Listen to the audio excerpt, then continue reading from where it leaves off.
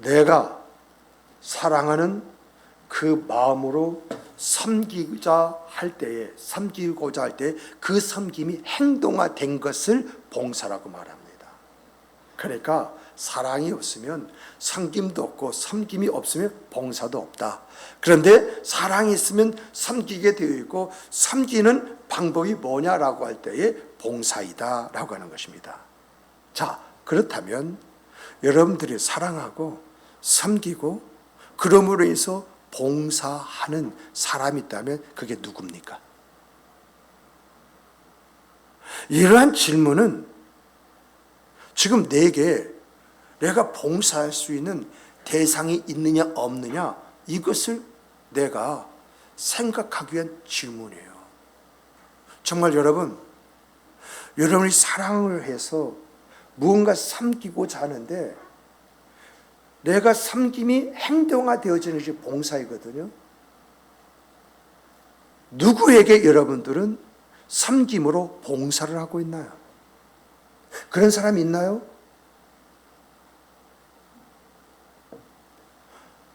있는데도 몰라. 있는데도. 오늘 새벽 예배에 참석하신 분들은 아하, 있어. 그런데 여러분, 이러한 내 봉사의 대상이요, 내 남편과 아내와 자식이 될 수가 있어요. 그리고 더 나아가서 이제 내가 직분자이기 때문에 직분자일 수가 있어요. 또 더불어 함께 살아가는 그런 사람일 수가 있어요. 그런데 내가 내 가족에게, 교회 성도들에게, 내 이웃에게 내가 베푸는 봉사가 여러분 의무에서 나오는 것입니까? 아니면 사랑에서 나오는 것입니까? 우리 가미연 집사님, 저 위에 남편이 있어요. 잘 말씀하셔야 돼요. 남편에게 내가 사랑하기 때문에 섬기죠. 그 행위가 봉사이죠. 그런데 내가 아내이기 때문에 의무가 뭘 합니까? 내가 남편을 사랑하기 때문에 합니까? 말 잘하셔야 돼요. 네, 사랑하기 때문에. 그러니까 이번 질문은 뭐냐라고 할 때 내가 봉사하는 대상이 내 남편과 아내가 될 수가 있고 내 자식이 될 수 있는데 내가 결혼해서 내가 남편이기 때문에 내가 아내이기 때문에 내가 낳은 자식이기 때문에 내가 그들에게 뭔가 사랑으로 섬기는 행위가 봉사인데 이게 내가 아내이기 때문에 남편이기 때문에 내가 부모이기 때문에 하는 의무감이냐? 그렇지 않으면 진정 사랑하기 때문에. 사랑이면요 내가 못할 것도 기꺼이 하게 됩니다. 기꺼이. 그러므로 내가 봉사할 대상이 이제 여러분 확연해졌잖아요. 확연해졌는데 내가 의무감으로 살아가고 있느냐 아니면 사랑하기 때문에 함께 더불어 살아가고 있느냐, 이것을 우리가 좀 구분하면서 나를 평가하면서 내가 치유되고 회복될 것이 무엇인가를 생각하면서 살아야 되지 않겠습니까? 그래서 이런 질문이 여러분 우리에게 필요한 거예요. 또 여러분 역으로 한번 바꿔서 한번 생각을 해보십시다. 역으로 바꿔서 질문 한번 던질게요. 여러분, 내가 봉사하는 이유가 그게 대상이 가족, 성도, 이웃입니다. 그 봉사하는 그 이유가 내가 원하는 바 그 인정을 받기 위해서 하는 것입니까? 보상을 받기 위해서 하는 것입니까? 나는 이런 사람이야 라고 내 자신을 변호하고 피하기 위해서 하는 것입니까? 아니면 하나님을 믿는 신앙 안에서 내가 봉사할 대상의 필요를 먼저 생각하고 채워주기 위해서입니까? 봉사는 목적이 뭐냐는 겁니다. 정말 내가 여러분 한 가정 안에 한 울타리 살면서도요 이게 남인지 가족인지 모르고 살아가는 사람, 이런 부분을 윈도우 부부라고 이렇게 이야기하지 않습니까? 많습니다. 잘 때 등 돌리면서 무슨 말 하면 짜증내면서 살아가는 그런 사람들 참 많이 있습니다.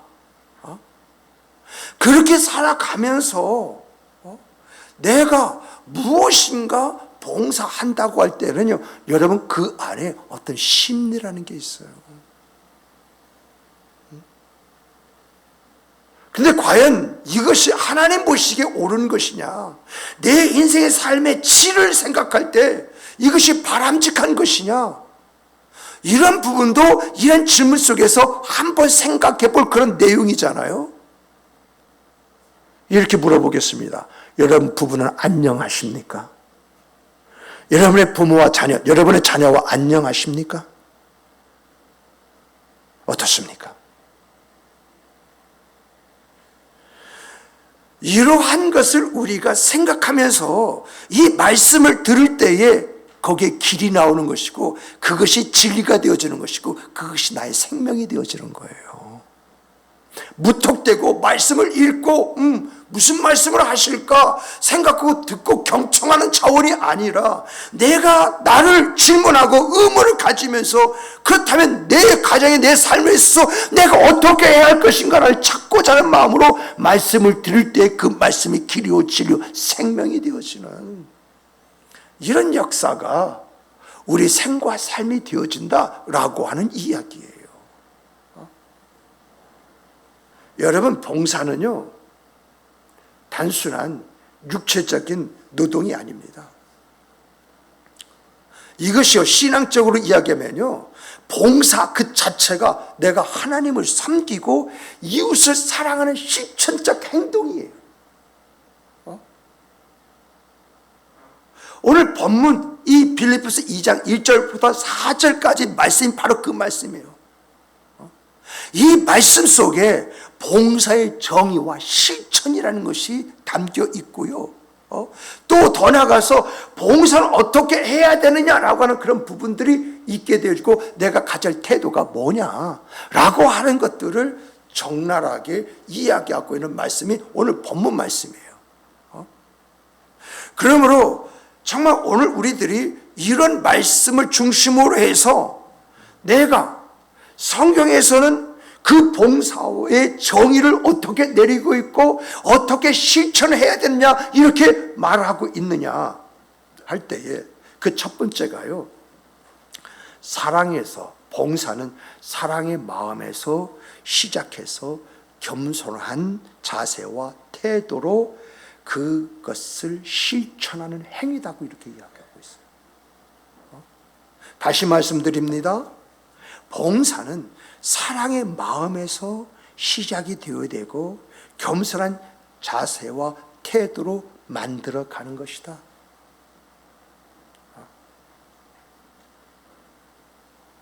사도 바울은 본문을 해서요 이런 말합니다. 마음을 같이하여 같은 사랑을 가지고 뜻을 합하며 한 마음을 품어, 이게 2절이죠. 3절에서는 뭐라고 이야기합니까? 겸손한 마음으로 각각 자기보다 남을 낮게 여기고, 4절에서는 뭐라고 이야기합니까? 각각 자기 일을 돌아볼 뿐더러 각각 다른 사람들의 일을 돌아보아라고 이렇게 이야기하고 있습니다. 이 말씀은 봉사라고 하는 것은 단순하게 외적인 행위가 아니라 사랑과 겸손의 마음에서 시작되어지고 그 과정을 거쳐야 되고 완성을 향해서 나아가야 한다라고 하는 그런 말씀이에요. 그런데 오늘 우리들은 많은 경우 사랑으로 시작할 수 있습니다. 그런데 교만해져요. 내가 당신을 사랑하기 때문에 내가 이렇게 하잖아. 당당해져요. 그런데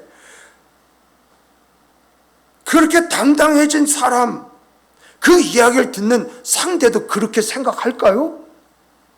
제가요 결혼해서 집사람하고 살아보니까 내가 당신을 사랑하고 내가 당신을 이렇게 하잖아 라고 하는데, 집사람 내가 해주는 뭔가 그것을 기대하는 것이 아니라 집사람이 기대하는 것은 자기 말을 들어주는 것이더라고요. 이런 데서 깨닫는 것이 뭐죠? 내가 사랑해서 시작을 했지만 겸손을 갖지 아니하면 상대방이 갖고 있는 생각을 파악할 수도 없을 뿐만 아니라 그 사람을 내게 끌어당길 수가 없는 거야. 그래서 성경을 보면 뭐죠? 겸손한 마음으로. 그 과정이 겸손이야. 하나님께서요, 우리에게 보여주시는 그 사랑 있지 않습니까? 우리 그 사랑 알잖아요. 그 우리 주 예수 그리스도께서 어떻게 섬기셨습니까? 그 섬김이 겸손이잖아요. 그래서 사랑과 겸손이 봉사의 정의입니다. 우리가 봉사의 정의가 뭐냐 다양하게 말합니다만은 우리 성경 안에서 그 정의를 내리면 하나님의 사랑과 우리 주 예수 그리스도의 섬김이 곧 봉사의 정의다. 그래서 하나님이 사랑하는 마음을 가지고 내가 남편과 아내를 바라보고 내가 자녀를 바라보고 내가 성도를 바라보고 이웃을 바라볼 때에 우리 주님이 어떻게 그 섬김, 그 사랑을 완성시켜 갔는가라고 할 때 그분은 겸손, 그것으로 섬김으로 봉사를 완성해 갔다라고 이야기를 하고 있는 것입니다. 그래서 갈라디아서 5장 13절에서 형제들아 너희가 자유를 위해서 부르심을 입었으나 그러나 그 자유로 육체의 기회를 삼지 말고 오직 사랑으로 서로 종노릇하라 이렇게 말하고 있어요. 봉사는요 하나님의 사랑에서 시작되어지고 우리 주 예수 그리스도의 섬김이라고 하는 즉 그 섬김 자체가 겸손이잖아요. 겸손을 통해서 완성시키는 것이다. 이것을 사도 바울은 갈라디아에서 서로 종노릇하라. 근데 그 전제가 뭐죠? 사랑으로 서로 종노릇하라. 이 말이 무슨 말입니까? 사랑으로 시작했으면 겸손의 모습을 가지고 봉사를 완전하게 끝마치라는 이야기 아니겠어요? 그러므로 봉사의 시작은요 본문 말씀처럼 어떠한 욕심이나 허영으로 하는 것이 아니라 사랑하는 마음으로 겸손하게 상대방의 마음을 헤아리고 살피면서 그가 원하는 것이 무엇인가 거기에 맞추어서 행동하는 행동이 봉사예요.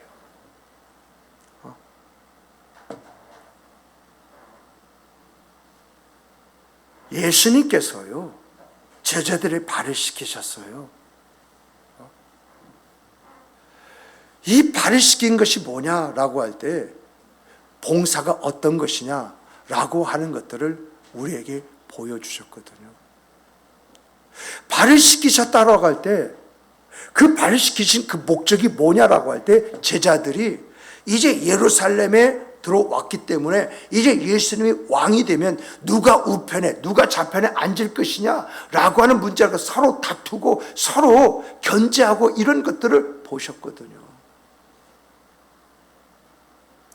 그럴 때 예수님께서 허리에 수건을 두르시고 대야에 물을 떠다가 제자들의 발을 씻기시면서 하시는 말씀이 뭡니까? 내가 누구냐? 주와 선생님입니다 라고 할 때 주와 선생인 내가 너희들의 발을 씻겼다.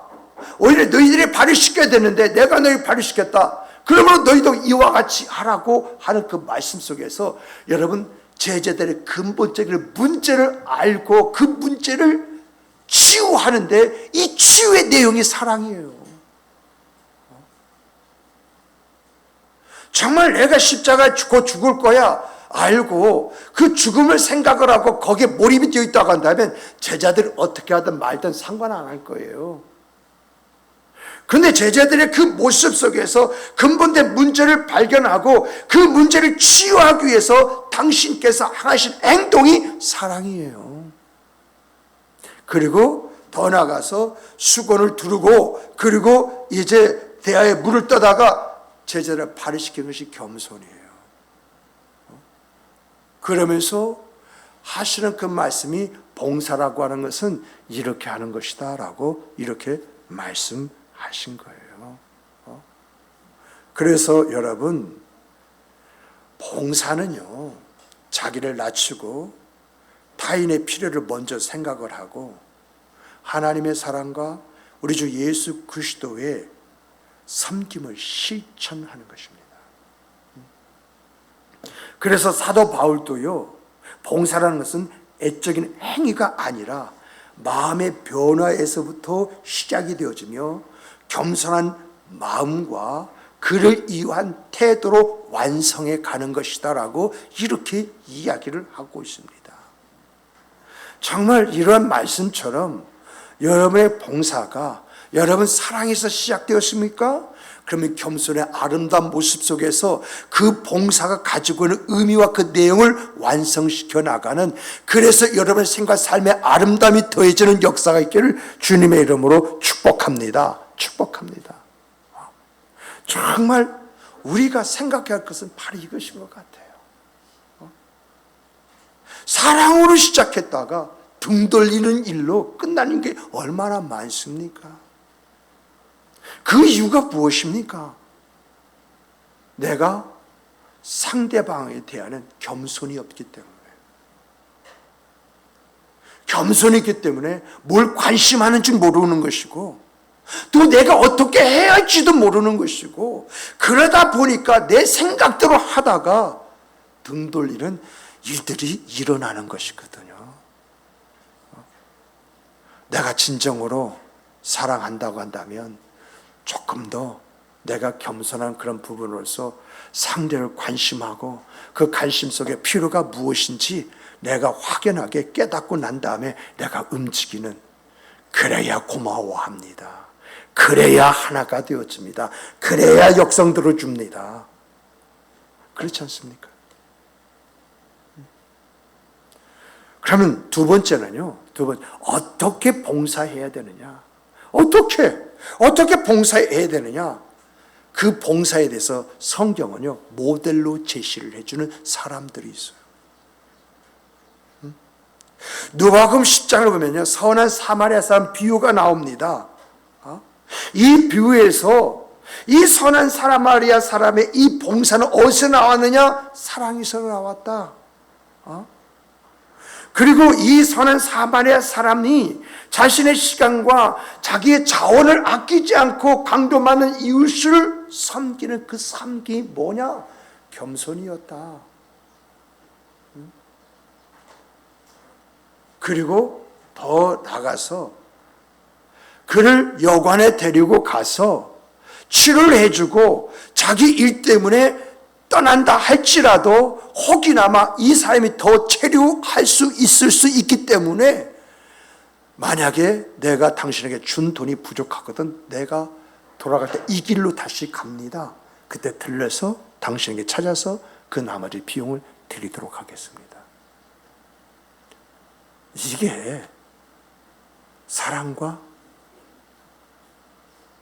섬김의 결정적인 봉사이다라고 하는 것을 선한 사마리아 사람이 보여줘요. 그 오늘 우리들은 예수님이 비유로 말씀하셨으니까 예수님의 상상 속에서 이런 이야기를 할 수 있지 않느냐. 그러므로 비유, 사람의 말로는 할 수 있지만 사람의 삶으로 이것을 할 수가 있느냐라고 하는 의문을 가질 수 있습니다. 근데 성경을 보니까는요, 여러분, 이렇게 살아가는 실제적인 사람이 있습니다. 이 사람은요, 사도가 아닙니다. 평신도입니다. 사도행전 4장 36절 이하를 보면 바나바라는 사람이 나와요. 이 바나바는 평신도입니다. 그의 기록, 그 행적을 이 성경에서 찾아보면요, 그는 이웃을 돕는 대표적인 사람이에요. 그는요, 땅을 팔아가지고 교회 공동체 안에 있는 모든 사람 있지 않습니까? 그 사람들을 돌보고 섬겼습니다. 이뿐만 아니죠. 이 일 때문에 아나니아와 삽비라 사건이 나옵니다. 그런데 이렇게 자기 땅을 팔아가지고 교회 공동체 성도들을 섬기는데 아낌없이 그것을 사용했을 뿐만 아니라 사울이 회심을 했습니다. 근데 교회를 들어올 길이 없어요. 모두가 사울이 회심했다는 말은 들었어도 어떻게 변할지 모르는 것이 사람의 마음이다, 이런 생각 때문에 밀어내는 거예요. 그 안에 들어오지 못하게 만드는 거예요. 그랬을 때 이 사울을 교회 안에 들어와서 그가 어떻게 해서 회심하게 되었는지 그걸 간증하면서 내가 앞으로 어떻게 살 것이다 라고 하는 그러한 결단의 이야기를 듣게 만들고, 그래서 사람들이 이제 그를 포용하고 함께하게 만든 사람이 누구예요? 바나바예요. 사랑이 아니면 그 반대하는 그러한 세력을, 그들을 설득을 해서 강단에 세워서 간증하게 만들 수 있었겠어요? 여기에서 사울을 세우고자 하는 겸손한 그 마음, 섬김의 그 마음이 없었다고 한다면 이런 일이 가능하겠어요? 그리고 더 나가서요, 이 바나바가 사울을 바울로 개종시켰을 뿐만 아니라 사도적인 생각, 그 삶을 살아가는 발판을 만들어 주잖아요.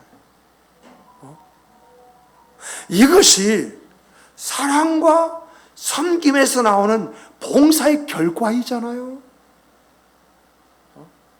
이런 바나바가 있기 때문에 땅끝까지 복음이 확산되었을 뿐만 아니라 오늘 우리가 예수 믿고 있는 거예요. 바나바가 없었으면요, 오늘 우리 예수 모릅니다. 이런 사랑 속의 그 섬김이 봉사를 만들었는데, 이 봉사가 오고 오는 모든 세대가 예수를 알고 구원받는 그런 생과 삶을 갖게 만들었다라고 하는 것입니다. 근데 성경은요, 남자만 있는 것이 아니라 여자도 있어요. 성경 이제 여러분, 이제 그 사도행전이죠. 사도행전을 이게 보게 되어지면 누가 나오냐? 사도행 9장이에요. 다비다라는 과부가 나와요. 그런데 그 기록을 보면은 그가 선한 일을 했다라고 할 때에 그 도움을 받은 사람이 다비다가 나에게 이렇게 했습니다라고 이야기할 때 그 이야기 속에 담긴 것이 뭐죠? 사랑이 아니면 그렇게 힘들고 어려운 생각, 그 삶을 살아가는 사람이 그렇게 섬기는 아름다움을 통해서 이제 어려운 사람들에게 그 많은 걸 공급했겠습니까? 사랑하는 마음 속에서 섬김을 통해서 봉사가, 베드로가 왔을 때 당신의 제자 이 다비다가 우리에게 이렇게 했습니다 하고 눈물로 호소하는 이런 일들이 일어나잖아요. 이처럼 봉사는요, 사랑에서 우러나오는 실천적인 행동입니다. 선한 사마리아 사람처럼요, 봉사는 타인의 필요를 진심으로 돌보고자 하는 마음에서 시작이 되어지고요, 자기 자신의 시간과 자원을 아낌없이 나누어 주는 데서 완성하는 거예요.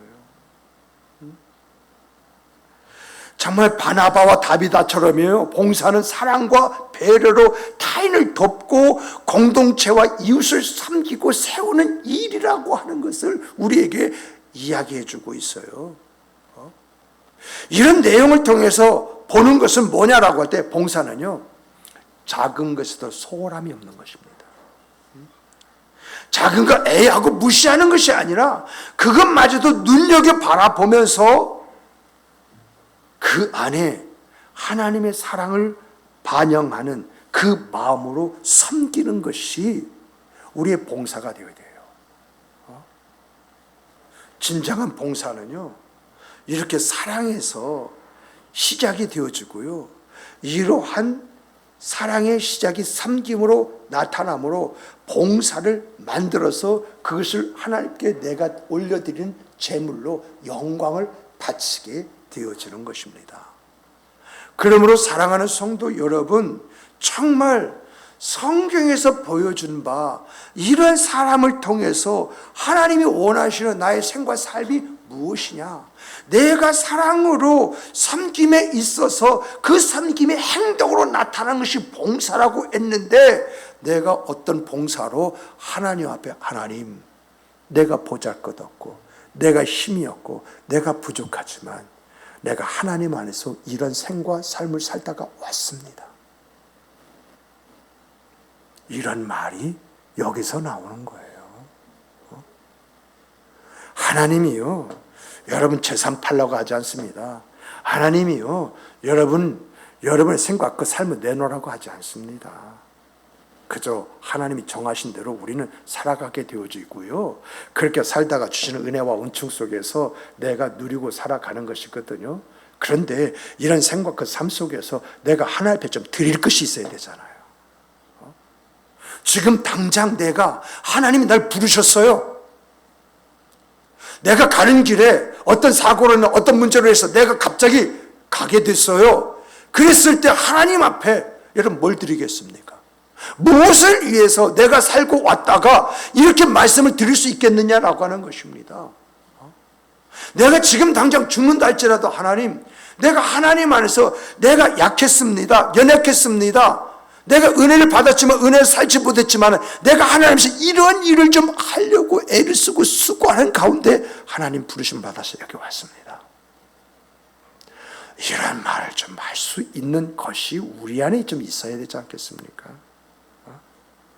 정말 여러분과 나의 생과 삶은 하나님 보실 때 하나님 앞에 기쁨이 드릴 수 있는, 하나님이 기뻐하실 수 있는 그런 아름다움이 있기를 주님의 이름으로 축복합니다. 축복합니다. 세 번째는요, 그렇다면 우리가 가져야 할 봉사의 태도, 그게 뭔가요? 내가 가져야 할 봉사, 마음의 자세라고 말하기도 하는데 이걸 태도라고 이야기하겠습니다. 그 첫째가요, 나를 낮추고요, 겸손하게 섬기는 것입니다. 시간 관계상 여기에 대한 설명은 드리지 않겠습니다. 그러나 이미 말씀을 드린 이 말씀 속에 다 포함이 되어 있기 때문에 우리가 배우고 가져야 할 태도는 내 자신을 낮추세요. 낮춰야 사람이 다가옵니다. 낮춰야 내 아내도 내 자식도 품에 안깁니다. 내가 날 좀 낮춰야 성도들이 나를 찾아오고 나와 함께하기를 기뻐합니다. 그리고 좀 겸손해 보세요. 그 겸손이요, 덕담이 되어서 나를 칭찬하는 소리로 바뀌어서 들립니다.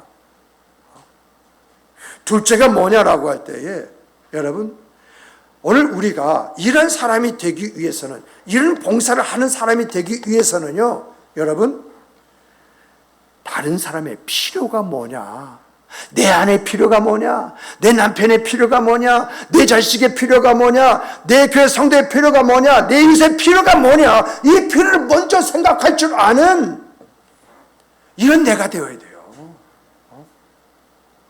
내가 나 외에 다른 사람 필요를 생각할 때에 내가 어떻게 도움을 줄 수 있을 것인가, 이걸 생각할 수 있는 것이지, 상대방의 필요를 모르는 가운데 내가 뭘 도와줘요? 잘못 도와줬던 내가 거지 새끼야? 하고 내 앞에서 집어던지는 일이 있을 수 있어요. 내가 원하는 것이 이거야! 하고서나 남편 앞에서, 아내 앞에서 확 하고 집어던지는 일이 발생할 수가 있어요. 우리 부모님은 날 몰라도 한참 모른다고 시큰둥하게 반응할 수가 있어요. 그래서 여러분과 제가 내를 낮추고 겸손하게 내가 이제 섬기는 이것이 나의 봉사 생활이 되어야 된다라고 한다면, 내가 여기서 하나 더 알아야 할 것은 내가 앞으로 내 주도적인 그러한 것 속에서 내가 행동하는 것이 아니라 내가 상대방의 관심이 무엇이냐, 상대방의 필요가 무엇이냐, 내가 상대방이 해주면 그가 기뻐할 것이 무엇이냐, 이걸 찾아보는 내가 되어야 된다는 거예요. 이러한 것들이 뭐냐, 내 이웃을 뭐같이? 내 자신같이 사랑하라. 내 자신같이 사랑하라. 이것이 이루어지는 생과 삶이에요. 셋째가 이렇게 우리가 산다면 여러분 가정이 어떤 가정이 되겠어요? 부부간의 눈빛만 마주쳐도 웃음이 저절로 나오고 말 한마디 주고받지 않은데 내가 남편을 위해서 아내를 위해서 어떻게 할까 움직여져 버려요. 그런 부부 되고 싶지 않으세요? 내 자식과 내가요 특별한 말을 하지 않는데 그 자식의 입에서 감사해요, 고마워요, 그 말이 들립니다. 이게 내 마음을 따뜻하게 만들고 나로 하여금 가치와 의미와 보람을 갖게 만드는 것 아닌가요? 우리 교회 안에 아름다움을 만들어가는 선구자적 그 생과 삶이 아닌가요? 내가 더불어 살고 있는 내 이웃을 내가 특별하게 한 것이 없지만은 그들의 마음을 얻는 방법이 아닌가요? 제가요, 제 아버지에게 들었던 것은 자식이 결혼할 때는 부모의 친구가 많이 와야 되고 또 부모의 장례식에는 자식의 친구들의 지인들이 많이 와야 된다라고 했거든요. 그런데 정말 이것이 맞잖아요. 그렇다고 한다면 내가 마음을 사야 내 자식의 그런 결혼을 이웃이 찾아오잖아요. 내 자식이 어떻게 사는 것을 보고 배웠느냐 여기에 따라서 그 자식의 행동 거지가 내가 죽었을 때 많은 사람이 찾아오는 발걸음을 만들 수 있는 거 아니겠어요?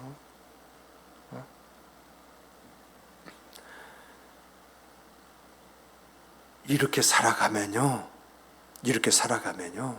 여러분 우리에게 주어지는 것이 있어요. 하나님 공짜 없으세요. 이렇게 살아가잖아요. 꼭 주시는 은혜가 있습니다.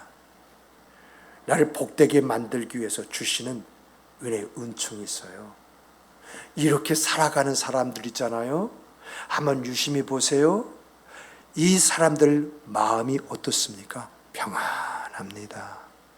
하나님의 임재가 그 사람의 마음을 평안하게 해요. 또 하나님께서요 주시는 보상이라는 게 있어요.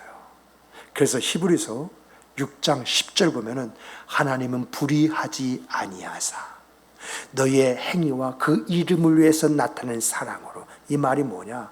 하나님은 우리가 하나님 앞에 영광 돌리고 하나님의 말씀들 한 거 딱 보고 이 닦는 분이 아니시라는 거예요. 그래서 이미 성도에 섬긴 것과 그가 지금까지 어떻게 하나님의 이름을 위해서 하나님의 말씀대로 살아가려고 노력했느냐, 그래서 이미 섬긴 것과 이제 섬기고 있는 것, 지금 섬기고 있는 것, 현재입니다. 그걸 잃어버리지 아니하시니라. 우리 한번 찾아보십시다. 히브리서 6장 10절입니다. 한번 직접 찾아보시고 확인해 보십시오. 제 말이 아니라 이거는 정말 하나님의 말씀이에요. 히브리서 6장 10절입니다. 우리 함께 다 같이 읽어보십시다. 하나님은 불의하지 아니하사 너의 행위와 그의 이름을 위하여 나타낸 사랑으로 이미 성도를 섬긴 것과 이제 또 섬기고 있는 것을 잃어버리지 아니하시느니라. 왜 잃어버리지 않으신다는 거예요? 정말 이런 말씀이 우리의 생애 삶에 임하는 하나님의 축복이 되기를 주님의 이름으로 축복합니다. 축복합니다. 말씀을 마치겠습니다. 기도하시겠습니다. 우리 기도하실 때 하나님